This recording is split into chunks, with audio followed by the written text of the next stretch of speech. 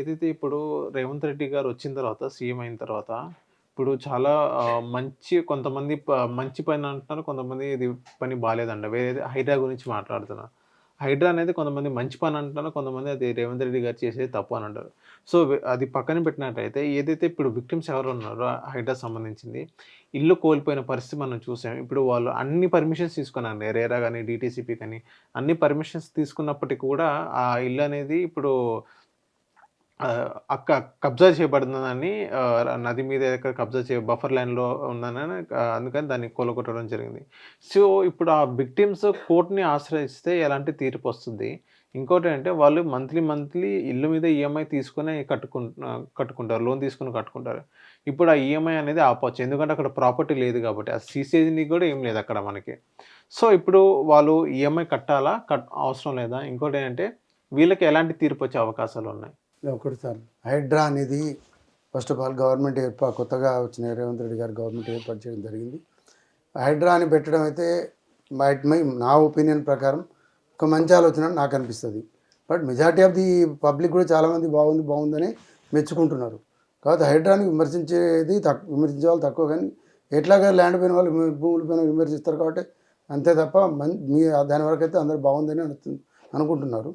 చాలా వరకు హ్యాపీగా ఉన్నారు. ఒక రోజు చెప్పాలి, ఎందుకంటే బికాజ్ ఆఫ్ కుంటలు, చెరువులు ఇవన్నీ కూడా ఎక్కడెక్కడ విశాలంగా ఉంటే వచ్చిన వారు దాంట్లో నిండినట్టయితే చుట్టుపక్కల గ్రౌండ్ వాటర్ పెరుగుతుంది. దాంతోపాటు ఎక్కడ ఏయిలు మునిపోయే అవకాశం ఉండదు. ఎప్పుడైతే దగ్గరకు వచ్చే వరకు దాని వాటర్ హెవీ ఫ్లో వస్తుంది పైనుంచి, ఇక్కడ నది అక్కడ చెరువు చిన్నగా అయిపోతుంది. ఆ వాటర్ బయటకు పోవాలంటే ఏం చేస్తుంది? వేరే కాలనీలకు, ఇళ్ళకు, వాటిలకు వెళ్తుంది. ఇది వచ్చినప్పుడు ప్రతిసారి మనం ఇబ్బంది పడుతున్నాం. ఎవరు పడుతున్నారు ఇబ్బంది? ఆ చుట్టుపక్కల వాళ్ళు పడుతున్నారు ఇబ్బంది. వాళ్ళు ఇబ్బంది పడుతున్నారు కదా, మనం గడ్డ మీద మనం పడకుండొచ్చు, కానీ అట్లా నదుల్లాగా ఉంటేనే మనకు కూడా వాటర్ వస్తుంది. అవును, వాళ్ళేమో అక్కడ ఇబ్బంది పడుతున్నారు. భూగర్భ జలాలు లేకుండా పోతాం. నదులలో వాటర్ ఎక్కువ ఉంటే, చుట్టుపక్కల చెరువులు, కుంటలు నిండి ఉంటే మంచి అండర్ గ్రౌండ్ వాటర్ బాగా వస్తుంది. దానికోసం అందరూ కోఆపరేట్ చేయడం అనేది కరెక్టు. సేమ్ టైంలో మీరు చెప్పిన ప్రాబ్లం, ఇప్పుడు ఎవరైతే తెలియక తీసుకున్నారో, తెలిసి తీసుకోలేదు, కొందరు నది ఒడ్డునుంటే ఇంకా మంచి వెల్యుయేషన్ ఉంటుందని ఆలోచనతో తీసుకున్నారు. బట్ వాళ్ళు ప్రాపర్ వెరిఫికేషన్ చేసుకోలేదు. మేబీ అది కూడా కొందరు బిల్డర్ చేస్తూ ఉంటే అన్ని వెరిఫికేషన్ చూసి లీగల్ ఒపీనియన్, బ్యాంకులు కూడా లీగల్ ఒపీనియన్ తీసుకుంటారు. వాళ్ళు కూడా స్టాండింగ్ కౌన్సిల్స్ ఉంటారు. అందరూ ఒపీనియన్ తీసుకున్న తర్వాతనే ఈ లోన్స్ అనేది ఇస్తారు, కట్టుకున్న తర్వాత కొలగొడితే అది ఒక ఇబ్బందికరమైన వాతావరణమే. పైసా కూడబెట్టుకోనో, అప్పు తీసుకోనో ఇల్లు కట్టుకుంటారండి. లైఫ్ టైం డ్రీమ్గా కట్టుకుంటారు. కట్టుకున్న నెలలు కళ్ళ మీద పడిపోతే ఎవరికైనా బాధ ఉంటుంది. చాలా బాధ. డబ్బులు కట్టాలంటే కూడా మళ్ళీ ఎట్లా క్లియర్ చేయాలనేది ఇబ్బందికరమైన విషయం.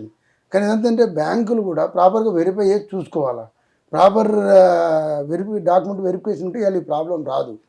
వాళ్ళు చేయట్లేదు, వీళ్ళు కరెక్ట్ వెరిఫికేషన్ ఉండట్లేదు. కానీ గవర్నమెంట్ ఏదైతే వాటి పరిధిలో బిల్డింగ్స్ అన్ని తీస్తున్నప్పుడు తీయడం అనేది తీయకూడదని మనం చెప్పలేము. ఎందుకంటే నదులు పెద్దగా చేస్తేనే కదా వాటర్, గ్రౌండ్ వాటర్ వస్తుంది. ఈ వచ్చే వరదకు తట్టుకునే చెరువులు నిండుతాయి. అందుకే ఎవరికి ఇబ్బంది లేకుండా ఉంటుంది, మంచి ఆలోచన. కాకపోతే వాళ్ళకి ఆల్టర్నేటివ్ సోర్స్, అట్లీస్ట్ స్థలమాన్ని ఇంకో చోట ప్రొవైడ్ చేస్తే బాగుంటుందేమో అనేది. గవర్నమెంట్ స్థలం ఎక్కడ ఉంటే ప్రొవైడ్ చేయగలిగితే వాళ్ళు అక్కడైనా కొంత కట్టుకోవడానికి సేఫ్ ఉంటుందేమో అది చూడొచ్చు. తర్వాత మిడిల్ క్లాస్ ఉన్న వాళ్ళు ఇప్పుడు ఈవెన్ మూసీ గురించి ఏదో గవర్నమెంట్ ఆల్రెడీ చెప్తుంది, డబ్బులు బెటర్ ఇస్తాను, సంతోషం. అట్లా వాళ్ళకి అక్కడ తీసినప్పుడు ఇంకో చోటు ఇస్తే ఇలాగ షెల్టర్ అంటూ దొరుకుతుంది కదా, దానికి బయటపడతారు. కానీ వీళ్ళు ఎవరైతే అట్లా బఫర్ జోన్లలో కట్టి చేసిన వాళ్ళు ఉంటే అందరు కలిసి బిల్డర్ మీద కేసు వేయాలి. బిల్డరే కదా ప్రాపర్గా వెరిఫై చేసుకోవాలి, బిల్డర్ కదా చూసుకోవాలి. వాళ్ళ బిజినెస్ కోసం అమ్మేసుకొని బయటపడితే తర్వాత ఇబ్బంది పడేది. ఇప్పుడు మామూలు జనం కదా, మోస్ట్లీ మిడిల్ క్లాస్ వాళ్ళే ఇబ్బంది పడుతుంటారు. కాబట్టి అది కరెక్ట్ కాదు. కాకపోతే వాళ్ళందరూ కలిసి పెట్టుకుని కోర్టుని అప్రోచ్ కావడమా, లేకపోతే ఆ బిల్డర్ని కూడా అందరిని పాటు చేసి కేసులు వేయడం లాంటివి చేసుకోవాలా. కానీ ఇన్ ఫ్యూచర్ అయినా సరే కంపల్సరీ వెరిఫై చేయి. ఏదైనా హైడ్రా ఇవాళ ఉండొచ్చు, రేపు లేకపోవచ్చు, కానీ ఏదేమైనా సరే వెరిఫై, ప్రాపర్గా డాక్యుమెంట్ వెరిఫికేషన్ ఈ చెరువులలో, బఫర్ జోన్లలో రాకుండా చూసుకుంటే మంచిది. హిట్ టీవీ యాప్ ని డౌన్లోడ్ చేసుకోండి. ఇందులో short news, live news, entertainment movies అన్ని అవైలబుల్ గా ఉన్నాయి. Please download hit TV app. Hit TV app ని ఫ్రీగా డౌన్లోడ్ చేసుకోండి.